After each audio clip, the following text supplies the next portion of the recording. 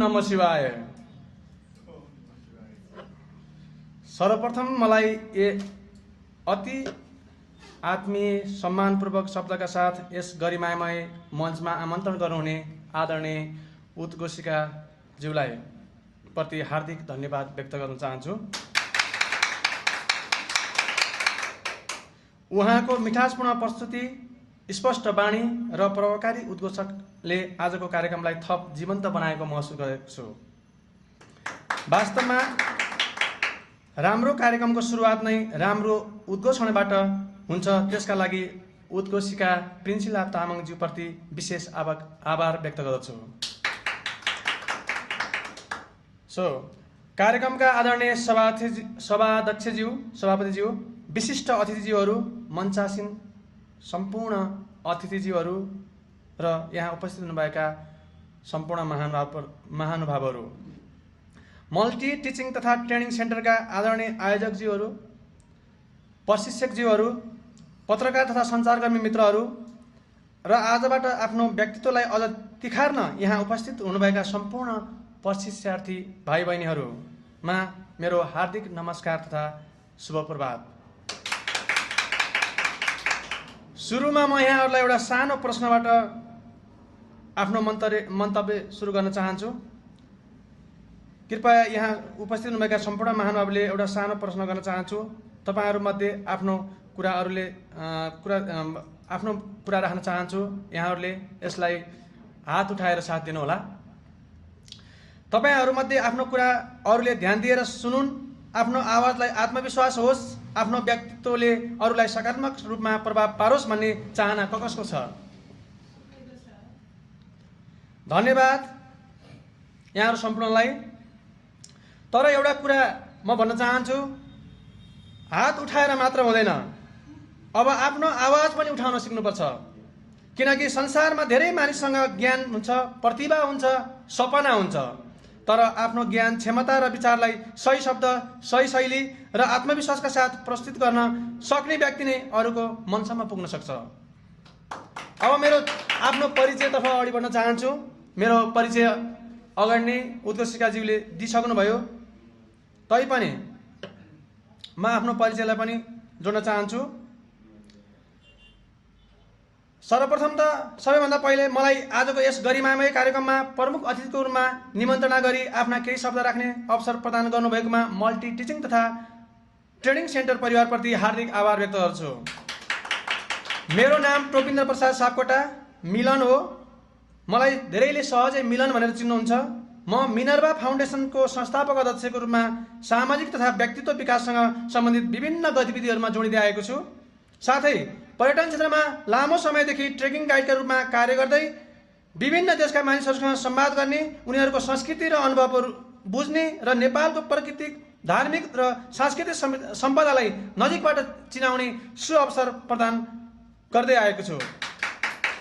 त्यसैले आज म यहाँ कुनै ठुलो विद्वान भएर होइन, जीवनमा सिकेका, भोगेका र अनुभव गरेका केही कुराहरू बाँड्न पाउँदा खुसी भएको एउटा सहयात्रीको रूपमा तपाईहरु सामु उभिरहेको छु। भाषण कला भनेको, प्रिय प्रशिक्षार्थी भाइ बहिनीहरू, भाषण कला भनेको केवल मञ्चमा उभिएर धेरै बोल्नु मात्र होइन।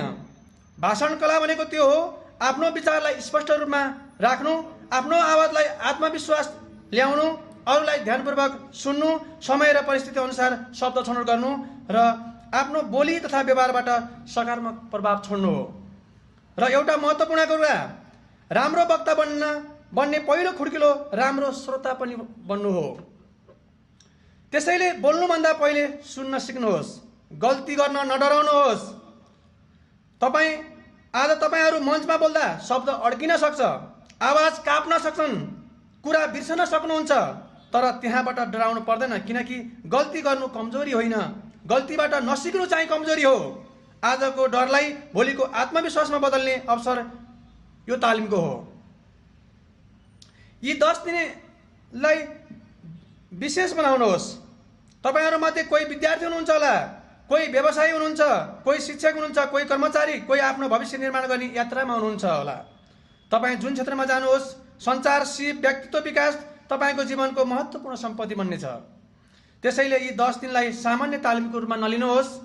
यी 10 दिन आफूलाई खोज्ने 10 दिन बनाउनुहोस्। आफ्नो डरलाई जित्ने 10 दिन बनाउनुहोस्।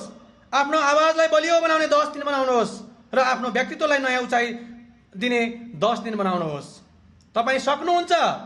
आज यहाँ बसेका हामी तपाईहरुमध्ये कसैलाई लागिरहेको हुन सक्छ म राम्रोसँग बोल्न सक्दिनँ, तर म तपाईहरुलाई भन्न चाहन्छु तपाई बोल्न सक्नु हुन्न भन्ने होइन, तपाईले अझै पर्याप्त अभ्यास गर्नुभएको छैन।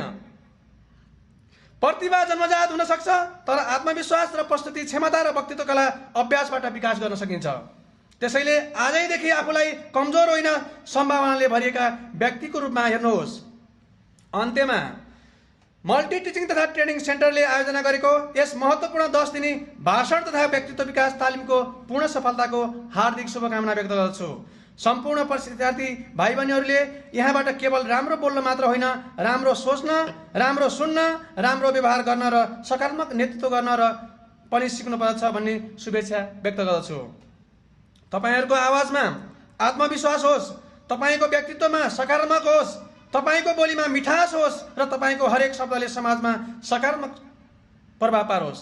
र अन्त्यमा एउटा कुरा सम्झनुहोस्, मन ठुलो भएर वक्ता बन्ने होइन, वक्ताको आत्मविश्वासले मन ठुलो बनाउने हो। त्यसैले आजदेखि आफैलाई भन्नुहोस् म सक्छु, म बोल्न सक्छु, म सिक्न सक्छु र म आफ्नो व्यक्तित्वलाई अझ उत्कृष्ट बनाउन सक्छु।